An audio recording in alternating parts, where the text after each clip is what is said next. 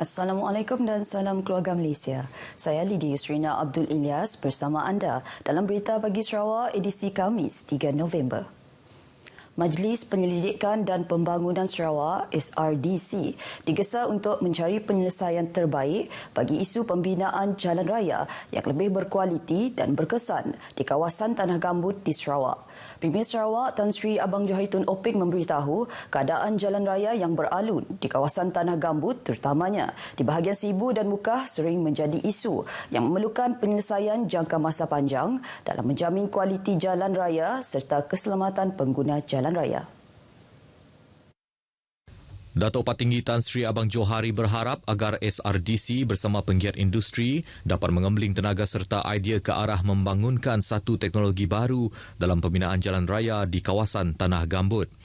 Dalam pada itu, kerajaan negeri telah mengagihkan peruntukan sejumlah 13 juta ringgit kepada pelbagai agensi penyelidikan dan universiti di Sarawak bagi merangsang aktiviti penyelidikan berinovasi ke arah memacu pembangunan ekonomi negeri. Premier Sarawak juga memberitahu kerajaan negeri terus komited dalam bidang penyelidikan bioperubatan menerusi penubuhan Pusat Penyakit Berjangkit Sarawak SIDC yang akan melakukan aktiviti penyelidikan serta pembangunan secara intensif dengan kerjasama Swiss Tropical and Public Health Institute Switzerland, Imperial College London, Oxford University dan Universiti Monash Malaysia.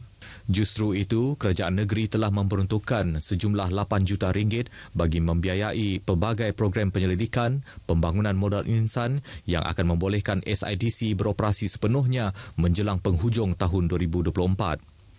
Jelas beliau, Sarawak perlu menyemarakkan lagi semangat terhadap sains dan teknologi serta memberi fokus terhadap hasil penyelidikan yang mampu dijadikan sebagai produk atau perkhidmatan berdaya maju secara komersial. Tan Sri Abang Johari berucap merasmikan simposium SRDC 2022 di Kuching. Program 2 hari bermula hari ini dan julung kali dianjurkan oleh SRDC itu menyaksikan penyertaan lebih 200 orang peserta terdiri daripada agensi-agensi penyelidikan, universiti tempatan serta penggiat industri yang berkumpul untuk mempamerkan hasil penyelidikan masing-masing selain berkongsi idea, maklumat serta pengalaman berkaitan aspek penyelidikan. Kerajaan Sarawak mengalukan pelaburan terbaru dari Ochi Kumho Sdn Bhd bernilai 1.7 bilion ringgit yang akan mengeluarkan bahan epichlorohydrin ECH di Taman Perindustrian Samalaju. Projek ECH itu merupakan yang pertama di Malaysia sekaligus membuktikan tahap keyakinan pelabur yang tinggi terhadap kerajaan negeri dan Sarawak amnya. Timbalan Premier Dato' Amar Awang Tengah Ali Hassan berkata walaupun berdepan dengan pandemik COVID-19, Sarawak kekal sebagai destinasi pilihan pelabur khususnya dalam projek pembuatan di Malaysia. Beliau menjelaskan Sarawak berjaya menarik pelaburan berjumlah 23.17 bilion ringgit dengan 16.08 bilion ringgit diluluskan pada 2020 dan 7.09 bilion ringgit pada 2021. Beliau berucap pada Majlis Pecah Tanah Loji Baharu Ochi Kumho Sdn Bhd di Taman Perindustrian Samalaju Bintulu.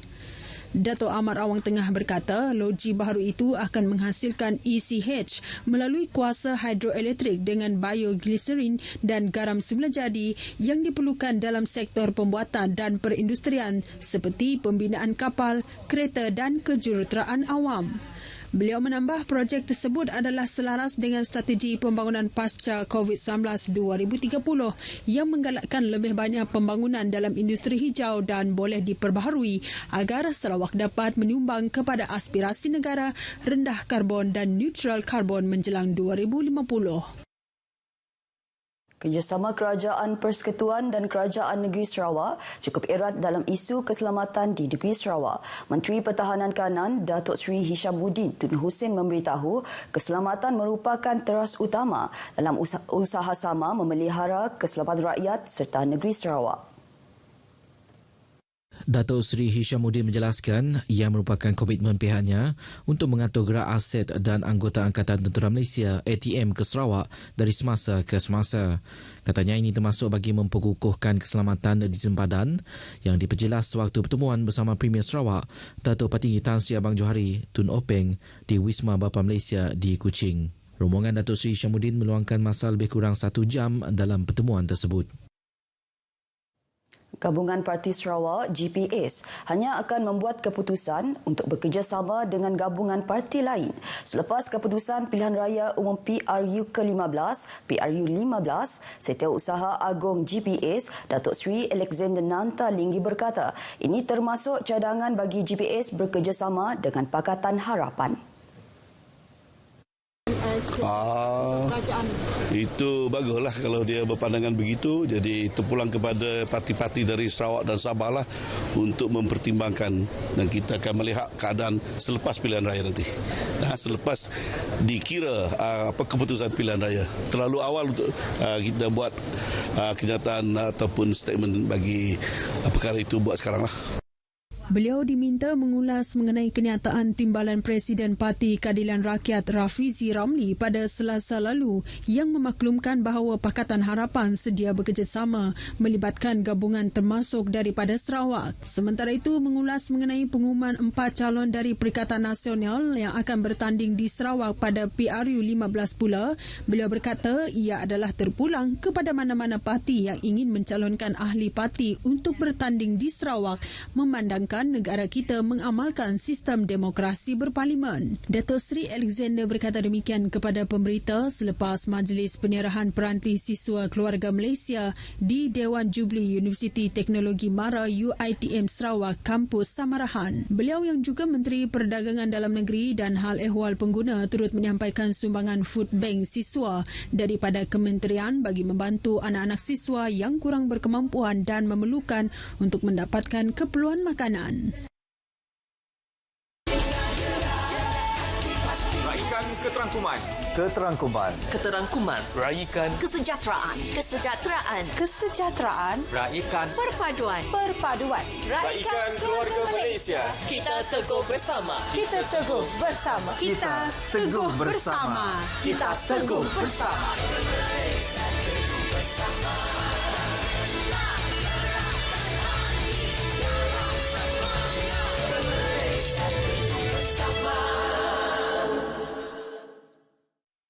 Bersua kembali, Kementerian Perdagangan Dalam Negeri dan Hal Ehwal Pengguna akan meneruskan kawalan harga minyak sawit tulen botol yang sudah dimulakan sejak 8 Ogos lepas. Menterinya Datuk Seri Alexander Nanta Linggi berkata harga baru itu akan berkuat kuasa pada 8 November ini hingga 7 Disember depan. Datuk Seri Alexander turut mendedahkan harga minyak masak botol sekilogram adalah RM6.90 diikuti bagi minyak masak botol 2 kilogram pula harga runcit adalah RM13.30 manakala bagi harga runcit RM19.60 untuk minyak masak seberat 3 kilogram dan bagi 5 kilogram pula RM30.90. Tegasnya mana-mana pihak yang menjual melebihi harga maksima itu boleh diambil tindakan di bawah Akta Kawalan Harga dan Anti Pencatutan 2011. Datuk Seri Alexander berkata demikian kepada pemberita selepas Majlis Penyerahan Peranti Siswa Keluarga Malaysia dan sumbangan food bank di Dewan Jubli Universiti Teknologi Mara, Cawangan Sarawak di Kota Samarahan. Terdahulu berucap pada majlis itu, Datuk Seri Alexander berharap mahasiswa yang layak menerima peranti itu secara percuma untuk memanfaatkan peluang tersebut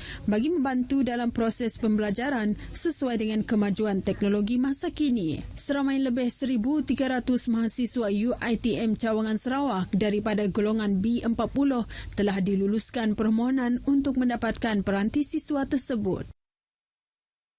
Seramai 21,025 siswa telah mendapat manfaat daripada program Food Bank Siswa meliputi 28 institut pengajian tinggi IPT di seluruh negara sehingga September lepas.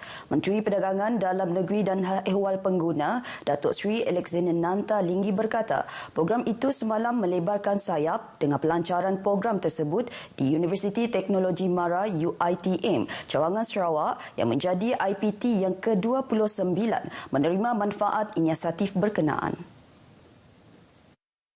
Dato' Sri Alexander menjelaskan program Food Bank siswa di UiTM Cawangan Sarawak setakat ini telah menyantuni 831 pelajar B40 dari pelbagai bidang selain berjaya memupuk semangat kesukarelawan dalam kerja-kerja kebajikan.